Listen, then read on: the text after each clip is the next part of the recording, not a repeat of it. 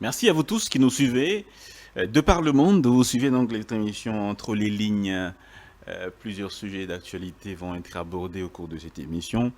D'abord, la question liée ou les questions liées à la Constitution, les déplacements du chef de l'État en province. Vous l'avez vu dans plusieurs territoires et même chefs-lieux du pays.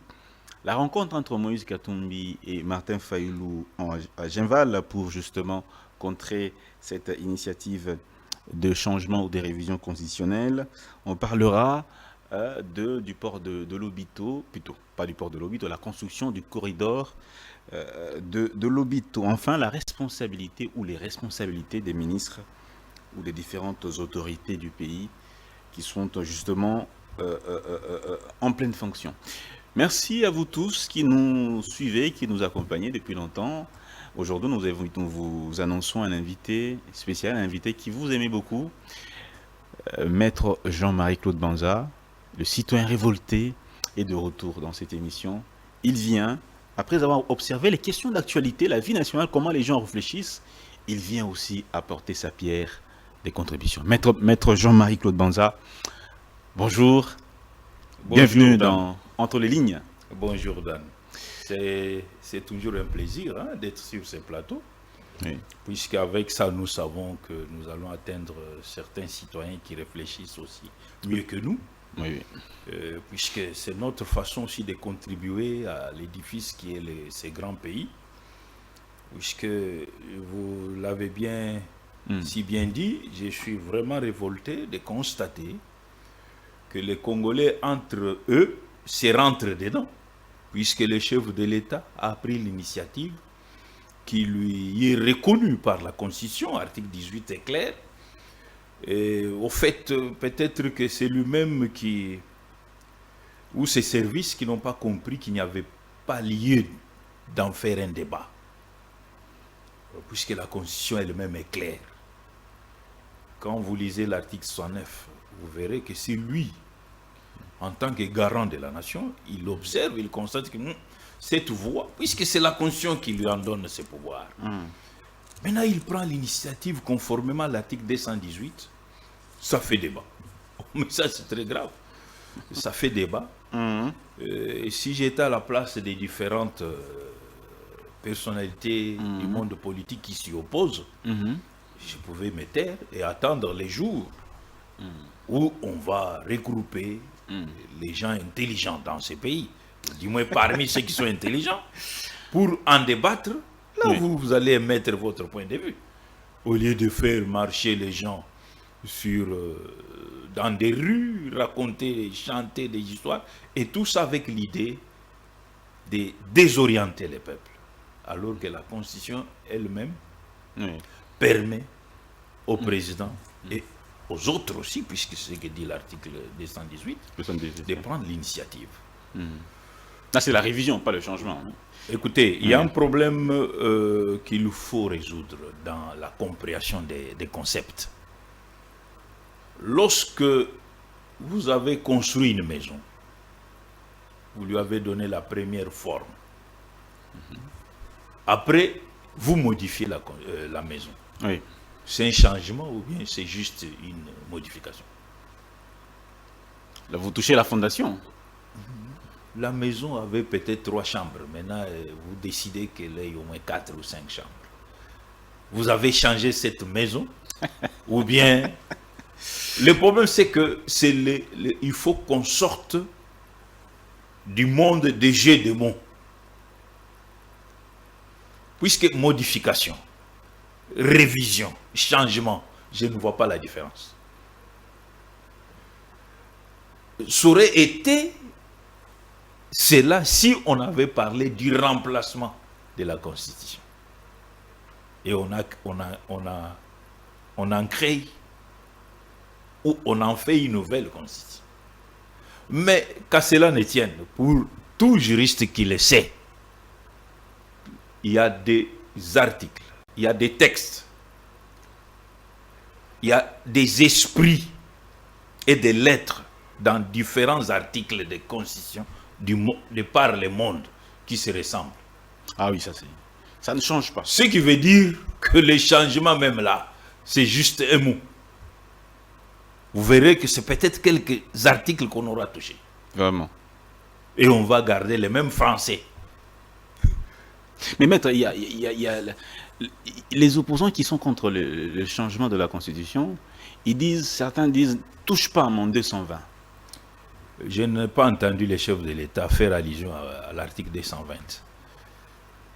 De toutes les façons, moi, je suis sur ce plateau pour m'adresser au chef de l'État et au peuple congolais. Puisque mon point de vue à moi, je tiens à la révision constitutionnelle. Pas au changement. Le mot changement prête à confusion dans nos esprits. Je viens d'expliquer les thématiques tout à l'heure. C'est un jeu de mots. Mais pourquoi révision et pourquoi pas changement? Dans la Constitution elle-même, on parle légalement de la révision. Je crois que vous avez l'article 218. Tout à fait. Je n'ai pas vu l'adverbe changement là-dedans. Ok? Ce qu'il faut savoir, le chef de l'État a été en avance lorsqu'il dit il y aura une commission pour réfléchir. Ça dit tout. Pourquoi lui prêter tant d'intentions? Si quelqu'un a de bonnes idées, il peut se faire des démarches, même si il n'est pas dit que toute la République sera dans la commission. Mais on peut émettre, on peut transmettre les mémos. Maître Banza, il y a l'article 64 de la Constitution qui dit quoi? Qui dit, excusez-moi, on va lire. Tout le Congolais a le devoir de faire échec à tout individu ou groupe d'individus qui prend le pouvoir par la force ou qui l'exerce en violation des dispositions de la présente Constitution. Toute tentative de renversement de régime constitutionnel constitue une infraction imprescriptible contre la nation et l'État. Elle est punie conformément à la loi. Oui. Alors, j'ai suivi un juriste, je préfère ne pas citer son nom, qui a dit si on changeait la Constitution, ça serait violer l'article 64 qui est celui justement de renversement du régime constitutionnel. Si on change la Constitution, ça serait violer l'article 64. Et de quelle façon doit-on changer cette Constitution? Ces juristes-là deviennent d'où? Ça, c'est très grave. Pour qu'un juriste puisse parler comme ça. Disent que n'y a-t-il pas... Bon, le mot référendum veut dire quoi? Un renversement du régime constitutionnel. Non. Ça, c'est, vous savez, hein, je ne sais pas, ça fait mal quand on entend des bêtises pareilles. Le mot référendum veut dire quoi? Voilà pourquoi moi je ne suis pas d'accord pour les changements. Pourquoi? Puisque tel que les gens les comprennent, ça va nous amener au référendum. Vous voyez? Là, c'est le peuple souverain qui décide. Et ça va engendrer des dépenses. C'est ça le problème pour lequel je suis contre, tellement on ne comprend pas l'adverbe changement et on veut coller ça. Bon, cet article 64, par rapport à l'article 218, quelles sont les corrélations? C'est comme ça que je donne raison à ceux qui disent que dans cette constitution, il y a des articles qui se contredisent. Mais je ne sais pas, lisons un peu les 218. Puisque c'est comme les gens qui lisent la Bible, qui choisissent les versets qui leur sont propices. Mais là où on parle de repentance, il va contourner. Hein? L'article 218 dit quoi? Où est-ce qu'il est cet article? J'espère que les minutes ne vont pas fuir, hein, puisque chez toi ici, voilà. L'initiative de la révision constitutionnelle appartient concurremment au président de la République. Maintenant, si nous devons prendre cet article par rapport à l'article 64, vous ne voyez pas qu'il y a de la confusion quelque part.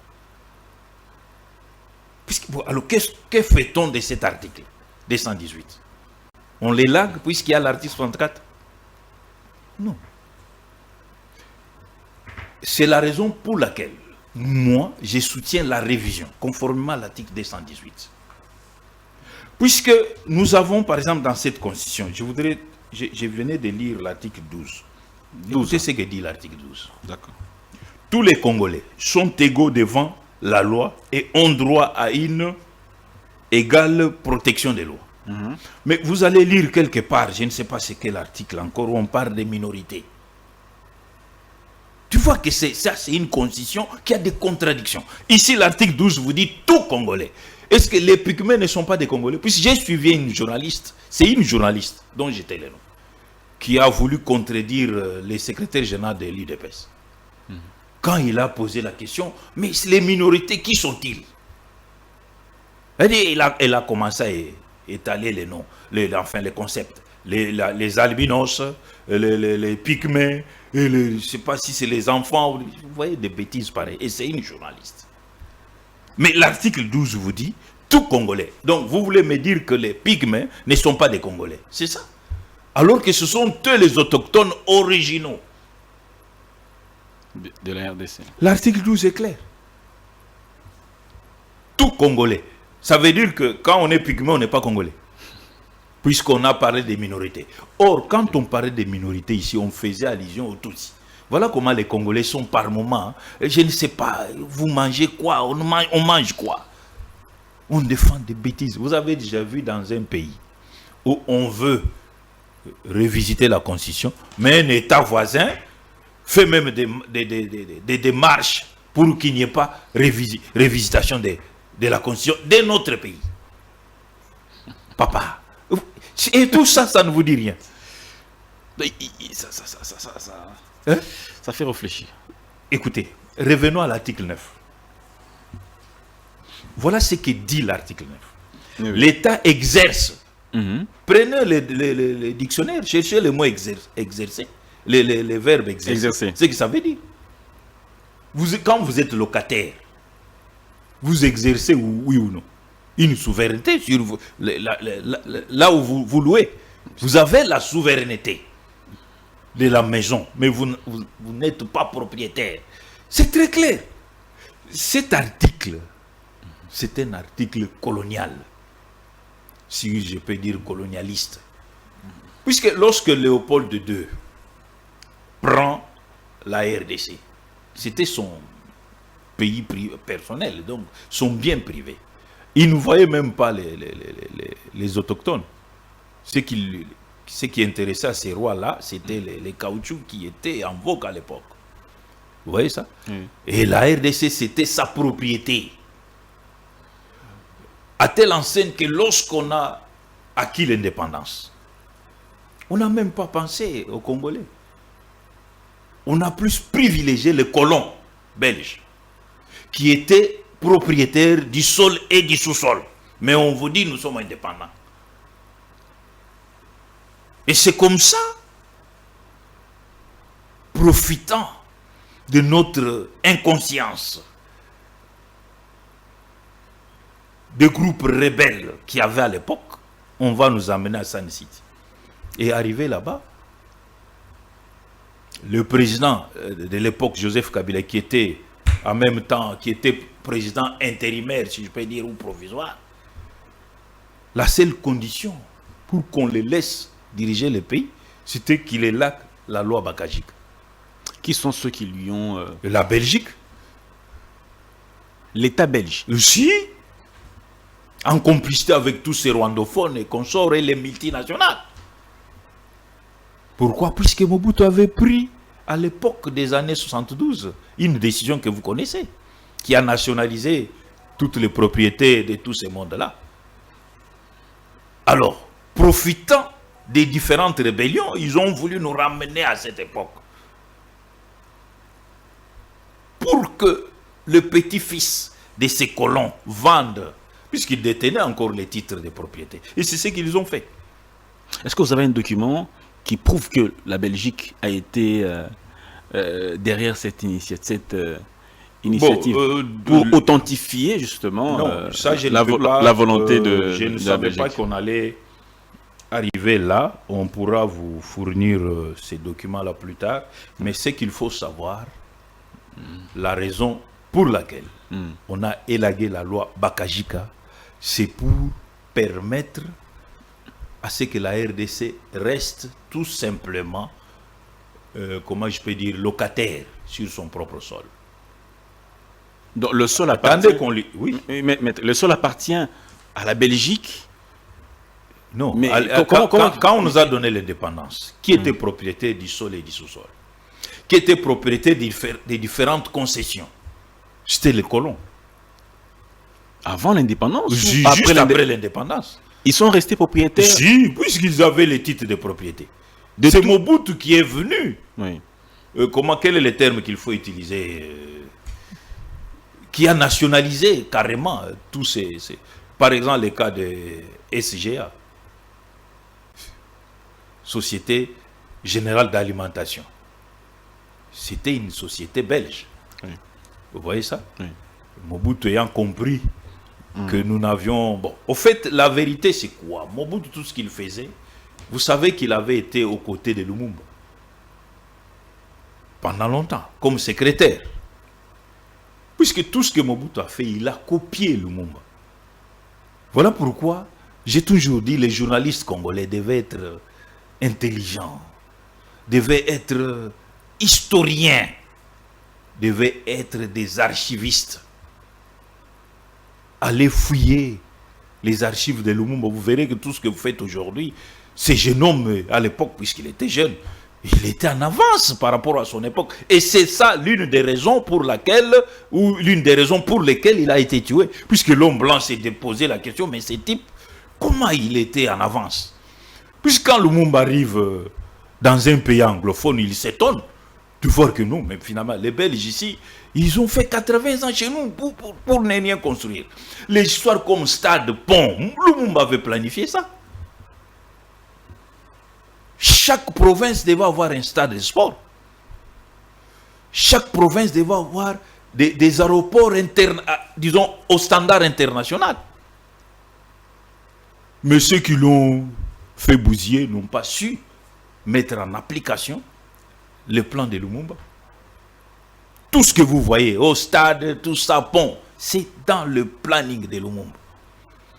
Voilà pourquoi il faut étudier cet homme. À partir de l'école primaire jusqu'à l'université. Vous comprenez ça? Les autoroutes, c'est dans son plan. Et c'est Mouzé qui tentait de faire ça.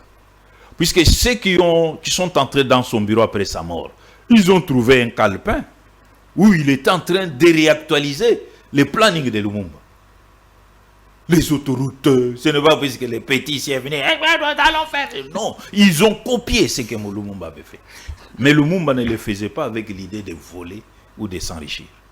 Il voulait voir son pays devenir une puissance au cœur de l'Afrique.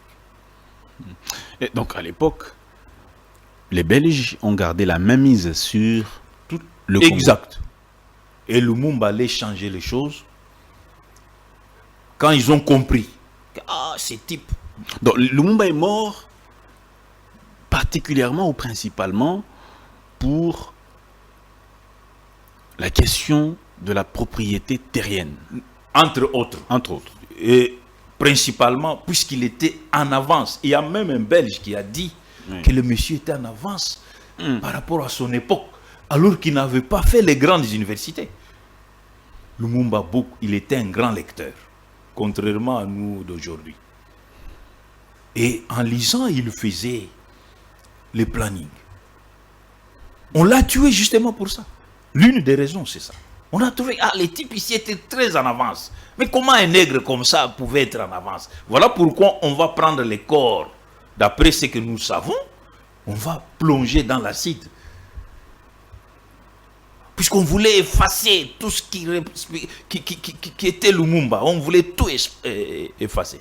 Et aujourd'hui, nous avons des politiciens universitaires, soit-il, incapables. Quand les chefs de l'État prend une initiative, ils sont incapables de mettre cela en pratique. Vous voyez ça? Incapables. Puisque nous parlons de l'article 9, oui. Beaucoup lisent. Je voulais lire ça. Oui. Beaucoup disent quoi? Il faut que je lise d'abord. Allez-y. L'État exerce une souveraineté. On ne dit même pas la souveraineté. On dit dans une constitution, on vous dit, en droit, les mots comptent. On vous dit une souveraineté. permanente. Vous comprenez un peu ça? Une souveraineté permanente. Notamment sur les sols. Ce n'est plus les sols et les sous-sols appartiennent à l'État, non. On vous dit une souveraineté permanente, notamment sur les sols, les sous-sols, les eaux et les forêts, sur les espaces aériens. Vous voyez ça? Si les hommes, les bons hommes, je ne dis pas les juristes, je parle des intellectuels, je ne parle pas d'universitaires, puisqu'il y a n'importe quoi là-bas. Je parle des hommes sages, intelligents et intègres. Les hommes aux allures de Mardoché, les hommes aux allures de comment encore, Jérémie, et Néhémie plutôt. Néhémie. Ils comprendront que ici, cet article fait de l'État congolais juste un locataire. Et c'est ça la vérité. Et ceux qui contredisent, qui ne veulent même pas dire... Si moi j'étais de l'opposition, j'allais dire au chef de l'État, oui, mais nous voulons la révision. Puisque les mêmes là qui sont contre étaient pour la révision. D'ailleurs, eux, ils étaient pour les changements. Mais allez-y comprendre pourquoi aujourd'hui ils ne veulent pas. Puisqu'ils vous disent, ils se cachent derrière le fait que non, Tshisekedi veut s'éterniser au pouvoir. Non. Ils sont soudoyés par Kigali. Ils sont soudoyés par l'Union européenne, c'est ça la vérité. Même si on ne sait pas les démontrer. Et ils le savent de quoi je parle. Tous les opposants sont soudoyés par l'Union européenne. Il y en a qui suivent aveuglément, ils ne comprennent rien. Tout simplement puisqu'il est opposant, il raconte des histoires. Par Kigali aussi. Oui, bien sûr. Vos ONG sont payés comment? Vous avez déjà fait une enquête sur ça? D'où leur viennent les fonds? Vous connaissez une ONG qui est pour les changements? Puisque si elle ose, on coupe les fonds. C'est ça la vérité. Il faut ouvrir les yeux. Mais pourquoi le Rwanda s'opposerait justement à ce que la Constitution soit changée? Non, c'est puisque cette Constitution soit révisée. Permet à ce que nos frontières soient poreuses. À quel article? Mais quand vous lisez, quand vous dites par exemple, l'État n'exerce qu'une souveraineté permanente, notamment sur les sols. Vous comprenez ça? Oui. Quand vous allez prendre comment on appelle, vous signez des accords, comme les accords signés par Tshibanda, ça c'est là que le Kigali s'en tient. Et je me rappelle, l'ancien président nigérien. Mais un article n'est pas au-dessus de la Constitution, hein? Un accord n'est pas au-dessus de la Constitution. Mon cher ami, quand vous lisez l'article 99, oui. Et qu'est-ce que j'ai dit? L'article 9. 9, oui. Quand vous lisez tout ça, les modalités de gestion et de concession du domaine de l'État visées à l'alinéa précédent sont déterminées par la loi. Quelle loi? Quand vous signez des accords, c'est aussi des lois. Puis les gens croient quand on dit accord pour vous, ce n'est pas une loi. Non. Je vais vous démontrer une chose. Lorsque vous êtes par exemple directeur général, vous légiférez par la décision. C'est une loi. Quand vous êtes ministre, vous légiférez par quoi? Par un arrêté. C'est une loi. On appelle ça les textes légaux. Quand vous êtes premier ministre, vous légiférez par quoi? Par les décrets. Quand vous êtes président de la République, vous légiférez par ordonnance. Ce sont des lois. Mais ce sont des lois. Quand vous signez un accord, c'est un texte de loi. Pourquoi? Puisqu'il faut qu'on dise la loi. Non. Mais qui est incriminé? Qui est incriminé dans cette... L'inconscience des Congolais. C'est ça qu'il faut incriminer. Moi, je ne vise pas les gens. Je constate seulement que nous ne comprenons pas qu'il faut légiférer pour le présent et pour l'avenir. Alors, s'il faut se mettre en tête que c'est qu'il risque de rester longtemps. Mais je vous ai dit une fois ici, Bachar, là, il vient de partir après plus de 50 ans. C'est devenu comme un jour. Donc, il ne faut pas toujours se mettre dans les temps que ça va durer. Mais ceux qui l'ont remplacé, là, j'espère qu'ils feront mieux. Vous voyez ça? Donc, le vrai problème, c'est que nous devons mettre de côté notre inconscience culturelle et voir dans tout ça quel est l'avenir de notre pays. Vous voyez un peu ça? Ayez l'habitude de faire ce qu'on appelle les études de comparaison. vous ne verrez pas ce type d'article dans la loi belge, dans la loi fondamentale belge, ni dans la constitution française, ni allemande. Mais il n'y a qu'en Afrique où vous trouvez ce type de constitution. Comme l'a dit le président burkinabé, ils nous ont donné une indépendance, comment il a les termes qu'il a utilisés, une pseudo-indépendance. Puisque pour eux, l'Africain, c'est l'esclave. Depuis 1960. Mais nous-mêmes, on ne comprend pas. Je vous ai démontré ici. L'autre fois, je vous ai dit, l'Afrique n'a jamais été souveraine, ni indépendante. Puisque, sur le plan de la santé ou sur le plan sanitaire, nous continuons à aller en Europe. Et qui vont en Europe? Les autorités qui dirigent le pays. Les citoyens qui vivent à Kisenso là-bas, ils ne savent pas aller en Europe. On les laisse dans des petits dispensaires, des fortunes. Et puis vous dites que vous êtes souverain. Non. Il suffit qu'un président africain ait mal à la tête, avion médicalisé. On ne l'amène pas dans son village, mais c'est en Europe. Et les blondes comme ça, mais c'est sauvage ici, ils n'ont rien compris. C'est ça le vrai problème. Donc, ce qu'il faut, il faudrait, dans la révisitation de cette constitution, qu'on interdise tout traitement médical à l'étranger, surtout par les responsables du pays, qu'on introduise ça ici, dans la constitution. Qu'on ramène la loi Bakajika, que nous redevenons propriétaires de notre sol et du sous-sol. Vous comprenez ça? Donc, quand une autorité est malade, il va mamailler. Quel autre changement il faudra? Changement, je vous ai parlé de l'article 9, il faut ajouter ce que je viens de dire ici. Oui. Il faut revoir, j'ai parlé de l'article 12, on peut le maintenir, mais l'autre article là, je crois que ça doit être 51 si je ne m'abuse pas. 51. Oui. L'article 51, qu'est-ce qui est dit là-bas?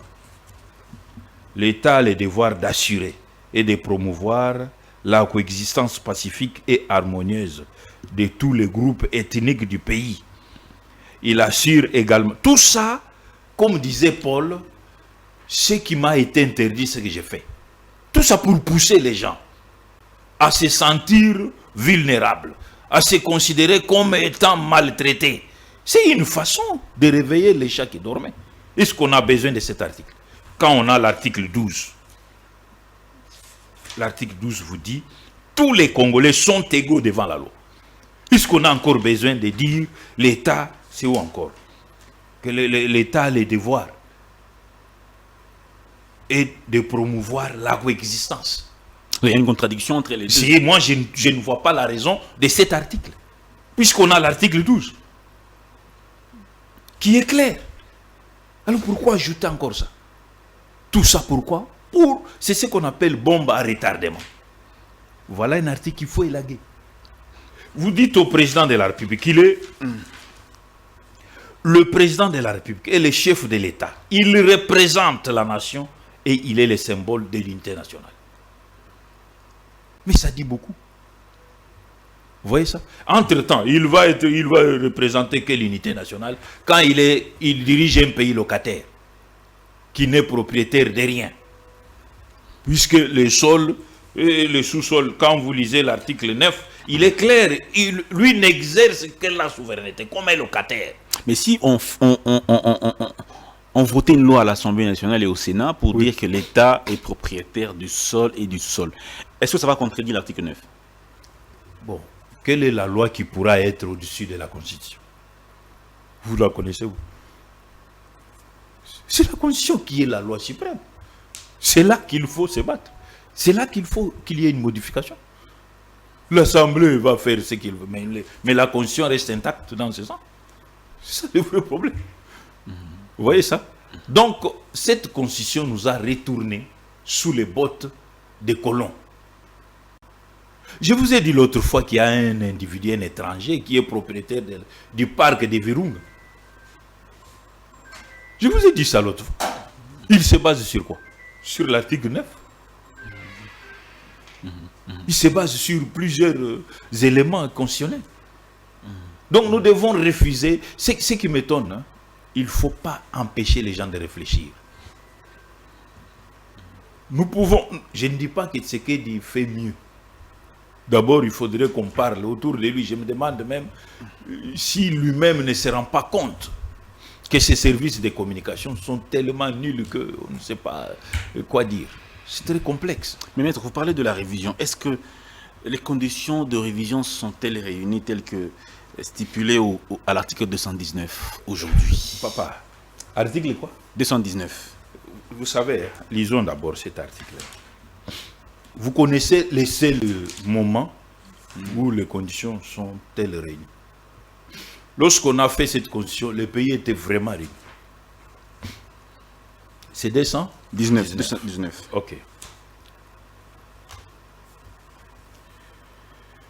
Aucune révision ne peut intervenir pendant l'état de guerre, l'état d'urgence ou l'état de siège, ni pendant l'intérim à la présidence.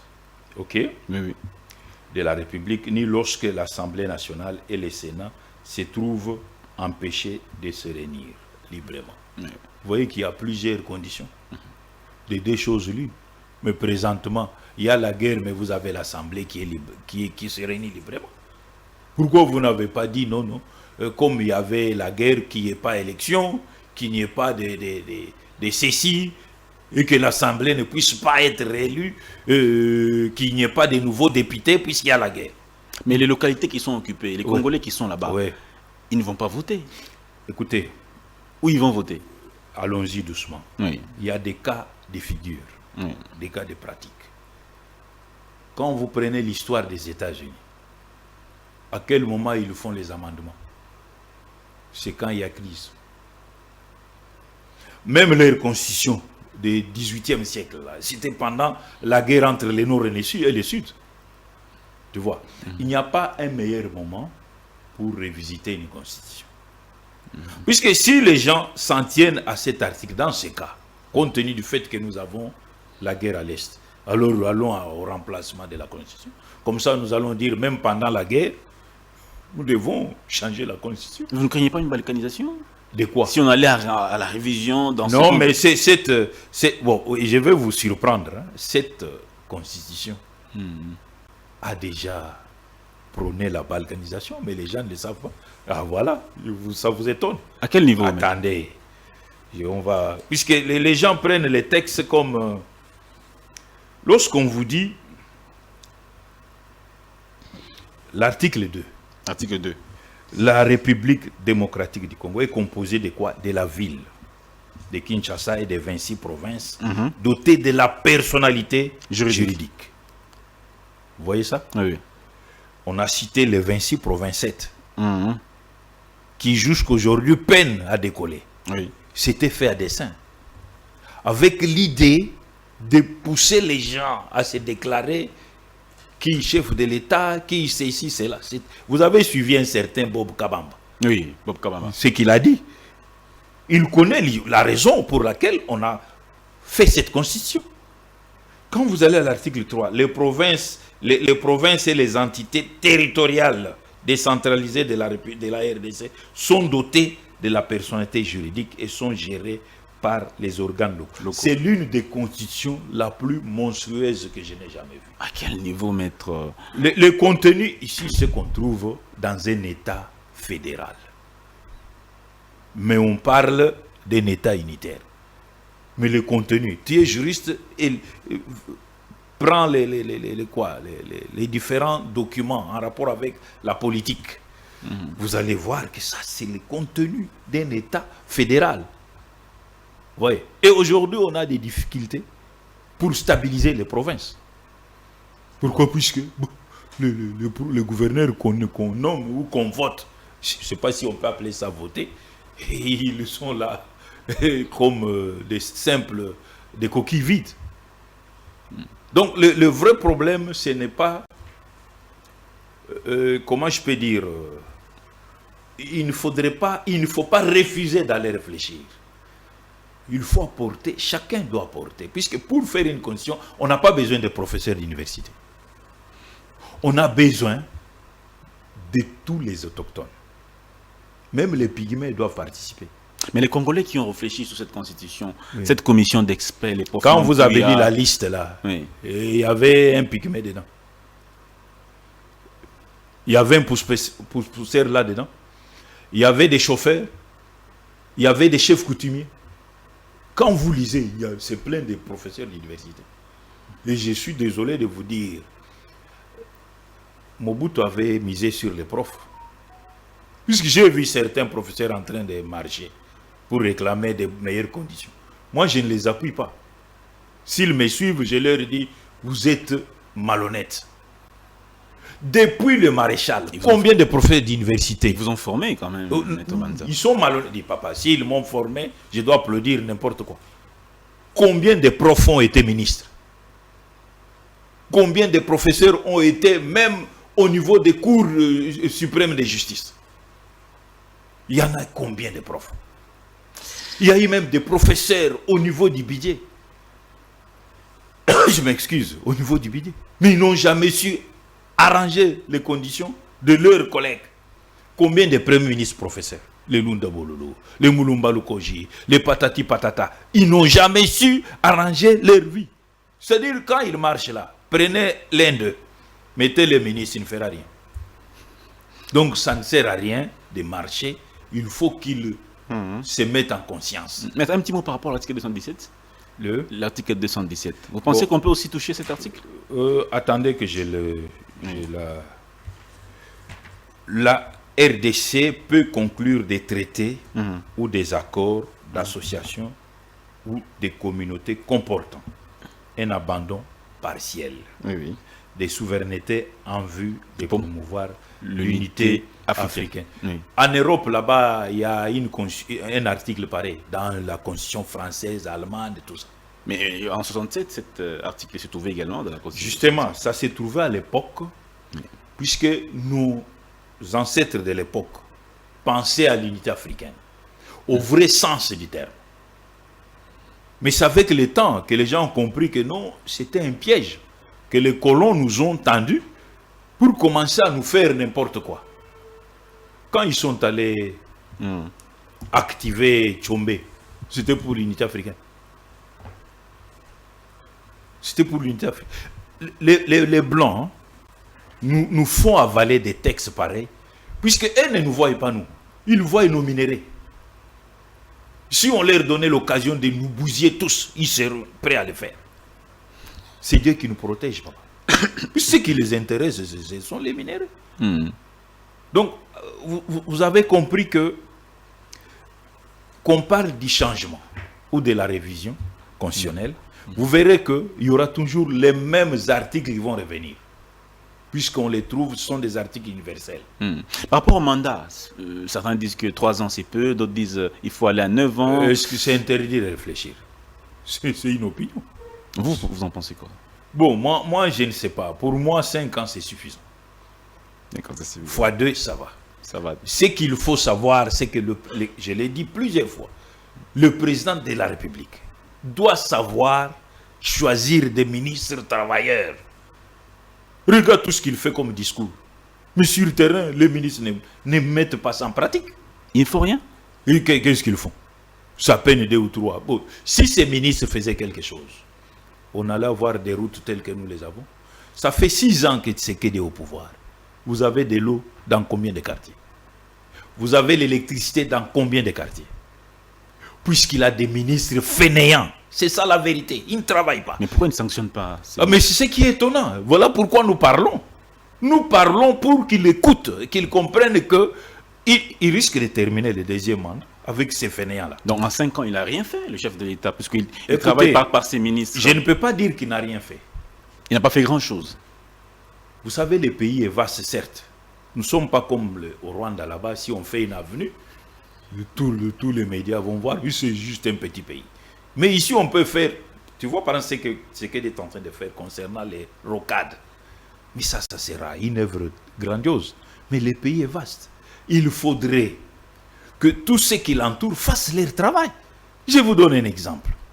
Que fait la DGM en RDC?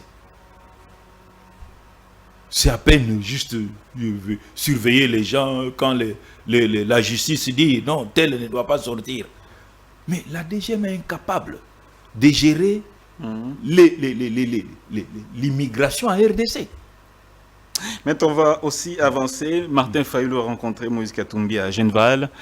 Ils ont décidé de renforcer leur unité et de peaufiner plusieurs stratégies pour empêcher Tshisekedi d'obtenir un troisième mandat et de changer la constitution. Bon, ils jouent le rôle d'opposant. Mais moi, ça me fait rire. Mais Genval rappelle quand même une histoire assez récente. Je peux dire qu'ils sont comment on appelle ça, superstitieux. Ils sont attachés, ils croient que les ancêtres leur ont dit d'aller là-bas. Là, c'est pas la terre des Congolais. S'ils s'étaient réunis ici à Kin, on allait les tuer. Au fait, puisque l'autre se considère un exilé, c'est ça le vrai problème. Écoutez, ça c'est un non-événement. Ils jouent leur rôle en tant qu'opposants, c'est normal. Ils peuvent faire ce qu'ils veulent, il n'y a pas de problème. Le problème, c'est que, est-ce qu'ils ont raison? C'est l'avenir qui nous le dira. Raison. Mais le 15 décembre, Tshisekedi sera face à Kagame, à Luanda. Vous êtes optimiste ou pessimiste? Vous savez, Bitakwira a déjà dit à maintes reprises, un Rwandais, un Tutsi Rwandais ne dit jamais la vérité. Quand il vient vers toi, il a même un plan B, un plan C, un plan D. Ils sont comme ça, c'est leur culture. Je dirais au président de la République, je ne vois pas la raison même de cette rencontre. Mais si lui, il a d'autres dons, tant mieux. J'espère que cette fois-ci, c'est la bonne, mais je doute. J'ai toujours été optimiste, mais là, je suis pessimiste. Puisque le Rwanda, avec un type comme celui-là, je ne crois pas. Je doute. Et le président doit aussi cesser tout le temps de répondre positivement à des rendez-vous. Puisque, combien de fois nous sommes en cessez-le-feu, mais eux avancent. Ils avançaient pendant que nous... Et on a vu notre ministre en train de charmer le monde. Nous constatons que voilà, nous respectons, mais eux, nous... Prenez l'exemple d'Israël. Israël ne s'occupe pas de tout ça. Ce qui intéresse l'Israël, c'est son territoire, la sécurité de son territoire. Vos vies internationales, là, vos concepts, Nations Unies, tout ça, patati patata. Quand les gens meurent, les Nations Unies, la spécialité, c'est comptabiliser le nombre de morts. Et nous, on continue à jouer ces jeux. Finalement. Actuellement, les FRDC semblent mieux se comporter. C'est le moment d'appuyer davantage. Et continuer jusqu'à ce qu'on récupère totalement notre territoire. Au lieu de passer à la télévision. Et cette politique a transformé nos forces armées, on dirait, des services de communication. C'est toujours, nous prenons le monde à témoin. L'armée a été faite pour sécuriser le pays, pas pour communiquer. En 6 ans, le chef de l'État a essayé plusieurs méthodes. Oui, mais apparemment, il continue avec ces méthodes-là. Puisqu'il faut essayer plusieurs méthodes et parvenir au résultat. Qu'est-ce qu'il doit faire maintenant? Puisque Luanda, plutôt, il y a eu les forces de l'EAC, les forces de la SADC, les Burundais sont sur place, il y a certains groupes également, entre guillemets, qui sont également là. Le vrai problème, Dan, il y a trop de commerçants là-bas. Mais ce qu'il faut faire, d'abord, il faut se méfier de cette histoire de l'EAC et quitter même, se retirer de ça. Deuxième chose, renforcer les Ouazalènes, puisqu'ils ne reculent pas. Troisième chose, renforcer les FARDC comme il se doit. Ne pas leur dire cessez le feu, non. Dire verbalement cessez le feu, tout ça, mais en coulisses attaquer. Puisque nous avons constaté, quand les FARDC sont déterminés, mais on se rend compte qu'en face, il n'y avait rien. Vous voyez ça? Il faut profiter. Quand vous constatez que non, donc nous pouvons avancer, il faut avancer. Il faut suivre l'exemple d'Israël. Maître Jean-Michel Banza, on a fini. Oh, on n'a pas fini. On a pris presque tout notre temps. Je ne sais pas s'il y a on n'a pas fini. Un aspect à à évoquer un aspect de plus. Bon, écoutez, je voulais plus parler de... Il y a beaucoup de choses, hein, des détourneurs, de tout ça. Vous savez pourquoi les gens sont contre la révision constitutionnelle? Il y a 3 catégories. Il y a la première catégorie, c'est ceux qui veulent garder les privilèges. Vous voyez? D'anciens chefs de corps. Deuxième, des détourneurs qui veulent se cacher derrière les immunités pour échapper à la justice. Troisième, ceux qui sont manipulés pour contrer l'initiative prise par les chefs de l'État. Vous voyez ça? C'est ça la vérité. Il y a ceux qui sentent que si on change cette constitution, moi ici j'ai détourné autant, ce dossier n'a jamais été clos. Et on risque de revenir là-bas. C'est ça les vrais problèmes. Et d'autres, c'est non, mon cher, comme les pays extérieurs là, comme le Rwanda, l'Ouganda, sentent que non, il y aura un danger pour eux. Au fait, je maintiens ma position. Je suis pour la révision constitutionnelle. Qu'on revisite quelques articles qui n'ont rien à voir avec... Il y a des articles verrouillés et non verrouillés. Qui a verrouillé ça? C'est le peuple par référendum. Mais alors, c'est le même peuple qui peut déverrouiller. Mais moi, je parle de la révision qui est autorisée. Malgré le fait qu'on parle de la guerre, tout ça. Mais quand on a changé en 2011, il y avait toujours des territoires occupés. Alors pourquoi il y avait un problème? Non, on va revisiter, papa. Sauf que je voulais rappeler aux jeunes ministres des ressources hydrauliques.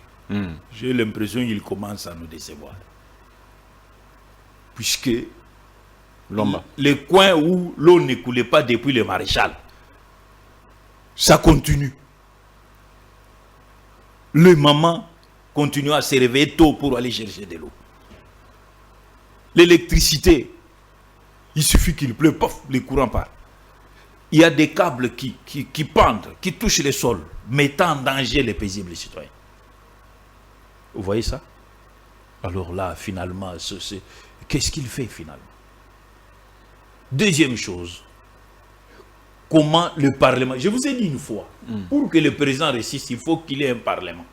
Mais je commence à douter ceux qui sont là. Puisque si ces parlementaires étaient sérieux, Guissaro serait déjà parti. La motion est examinée. Non, examinée où? Aujourd'hui, ça... C'était prévu l'autre fois. Maintenant, il y a des pressions. Elle est alignée aujourd'hui, lundi. Ah, voilà. Et j'espère que ça va passer. Hein. S'il continue à faire du théâtre, donc on est parti pour la gloire. Le président burkinabé a acheté plus de 1500 tracteurs. Chez nous, on envisage d'acheter des jeeps pour les députés. Que les députés aillent à vélo ou sur les motos, c'est normal, ils sont serviteurs du peuple. Il ne faut pas, puisqu'il est député, il doit avoir des jeeps de 160 000 $. Donc ils sont allés là-bas pour s'enrichir et non pas pour aider le peuple. Voilà pourquoi le gouvernement peut faire ce qu'il veut. Le Parlement est là. Quant au président, pour terminer, il doit réorganiser son service de communication. Qu'est-ce qu'il a fait? Il fait beaucoup d'interviews à travers lesquelles il y a beaucoup d'erreurs. Le chef de l'État, c'est un humain, papa, c'est pas un il commet beaucoup d'erreurs dans la plupart de ses interviews. Il y a des erreurs. Vous vous souvenez, il y a une émission qu'on appelle Le Quotidien en France, sur France 24. Vous connaissez l'origine de cette émission? C'était pour animer, sous forme de comédie, les erreurs de Jacques Chirac, de Pompidou, puisque quand ils font des interviews, ils commettent souvent des erreurs. Mais c'est comme à l'époque du maréchal. Vous avez le fait Sakombi qu'on appelait ciseaux. C'est-à-dire, quand le chef accorde une interview, ses services rapprochés suivent d'abord, écoutent en premier, et constatent que ici, non, on coupe. On nettoie. Mais quand ça passe en direct à la RTNC, c'est pas bon. On n'y peut rien, là. Non, c'est quel direct? Il y a combien de directs à la RTNC? Non. On doit nettoyer. C'est pour soigner l'image du chef. Il ne faut pas faire des bêtises comme Christian Lusakwen. J'ai comme l'impression des fois, il me déçoit beaucoup. Quand un président dit, par exemple, je vais diminuer le pouvoir d'achat, J'ai suivi hier ou avant-hier un journaliste, un homme politique a communéré, lui l'a ramené, ah vous voulez dire ceci, mais votre type là avec ses lunettes, il lui trouve normal, et il lui fait passer tout ça, et les services rapprochés du chef de l'État laissent passer. Non. Pour un chef de l'État, on doit d'abord nettoyer ses interviews. Ça s'est fait comme ça partout. Vous voyez ça? Et comme ça, quand il a dit, par exemple, je vais diminuer le pouvoir d'achat, lui devait dire, en tant que professionnel des médias, ou comme journaliste, il devait lui dire, non, vous voulez dire augmenter. Puis c'est non, il n'est pas Dieu, papa. Je vous ai toujours dit, qu'on soit président de la République, ou les derniers de l'histoire, on a la même position sur la cuve des toilettes. C'était Maître Jean-Marie Claude Banza, citoyen révolté, qui est venu donner son avis sur l'actualité de l'heure. Maître Banza, merci beaucoup d'avoir été de nôtres. Merci aussi à Monsieur Henri Chimalanga qui nous a aidé à coordonner cette émission. Merci à Christian Bouka de l'avoir réalisé. On va se retrouver prochainement avec le même plaisir, toujours sur Congo Buzz. Merci beaucoup. Au revoir.